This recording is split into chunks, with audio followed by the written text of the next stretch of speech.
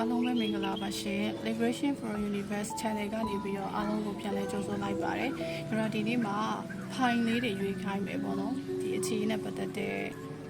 message လေးကိုဖတ်ပေးတော့မှာဖြစ်တယ်။ Pine 1, Pine 2 and then Pine 3ပေါ့နော်။အဲ့တော့ဒီ Pine 1, Pine 2, Pine 3ကိုယ့်ရဲ့တစ်ဖက်တူကအခုကြုံနေရတဲ့အခြေအနေရဲ့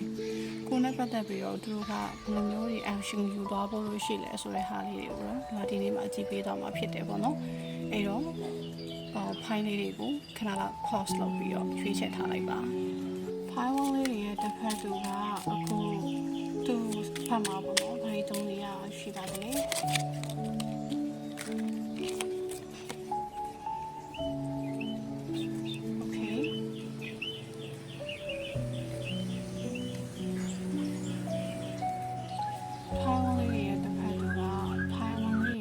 ပြီးတော့ပေါ့နော်ဒီ connection နဲ့ပတ်သက်ပြီးတော့ဘာတွေ action ယူသွားဖို့လို့ပြောရှိပါတယ်လေဘာတွေ action ယူဖို့လို့ရှိတယ်လေ okay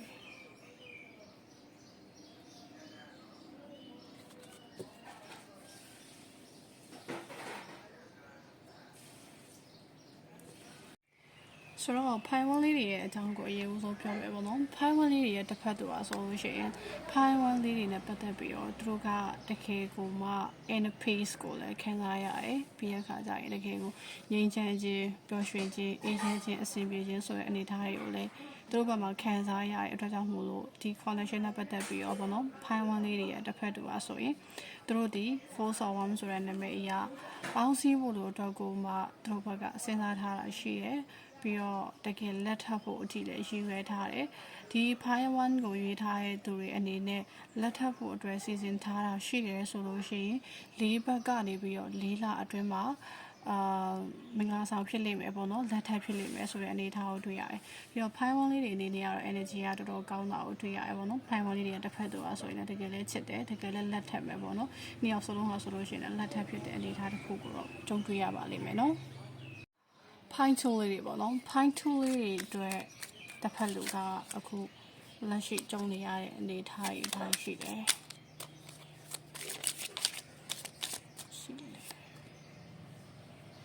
Okay stability harmony and acceptance ဖိုင်ထူလေးရဲ့တစ်ဖက်လူကရောဒီ connection နဲ့ပတ်သက်ပြီးတော့တို့ဘက်မှာ life action ယူဖို့လို့ထိတွေးထားရရှိတယ်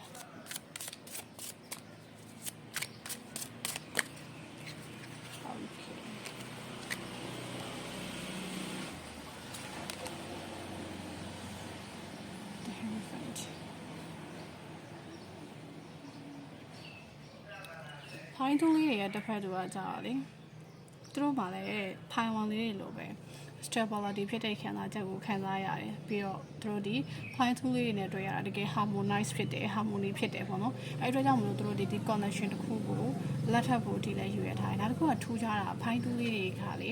ဖိုင်ထူလေးတွေနဲ့ဖိုင်တူလေးတွေရဲ့ connection ကကြတော့တစ်ဖက်တူရဲ့ connection ကကြတော့လေတကယ်ကိုထူးခြားတဲ့ connection တစ်ခုပေါ့နော်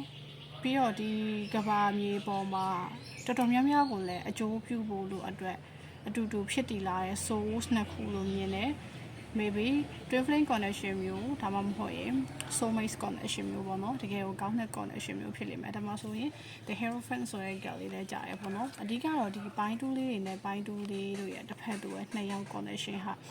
တဖြည်းဖြည်းနဲ့ပို့ပြီးတော့ stability ဖြစ်လာဖို့လို့အတွက်ကိုအဓိကအဖြစ်ဘာသာရေးနဲ့သက်ဆိုင်တဲ့အလေးအကျင့်လေးဘာသာတရားကိုအတူတူလုပ်တာတွေပြီးတော့เนาะဖះအတူတူသွားတာတွေဥပုပ်အတူတူစောင့်တာတွေပေါ့နော်ဘာသာရေးနဲ့သက်ဆိုင်တဲ့အလုပ်တွေကိုအတူတူလုပ်တာတွေလုပ်မယ်ဆိုလို့ရှိရင်တော့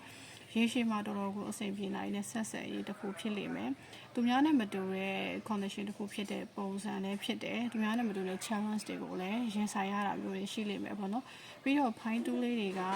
ဖိုင်တူးလေးတွေရဲ့တစ်ဖက်တူကကြတော့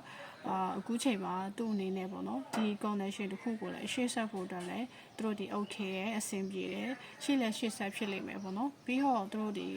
လက်ထပ်ဖို့အထီကိုလည်းရည်ရွယ်ထားတာကိုတွေ့ရတယ်အဲ့တော့နှစ်ယောက်သားပူပြီးတော့ဂျားထဲမှာအဆင်ပြေဖို့လို့အတွက်အဓိကလုပ်ရမယ်အစိပ်ပိုင်းရကြတော့ meditation အတူတူလုပ်တာဥပုသ္တိကအတူတူဆောင်စည်းရเนาะ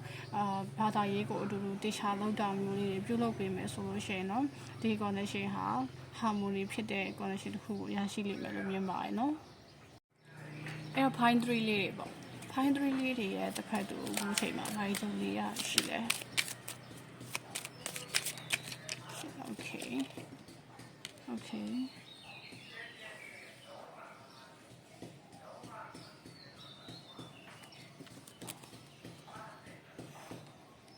တော့နှစ်ကက်ကြလာတယ်ပေါ့နော်ပိုင်း3လေးနှစ်ကက်ကြလာတယ်ပိုင်း3လေးရဲ့တစ်ဖက်တူကဒီ connection နဲ့ပတ်သက်ပြီးတော့ဘယ်လို action ယူဖို့လို့စဉ်းစားထားရရှိတယ်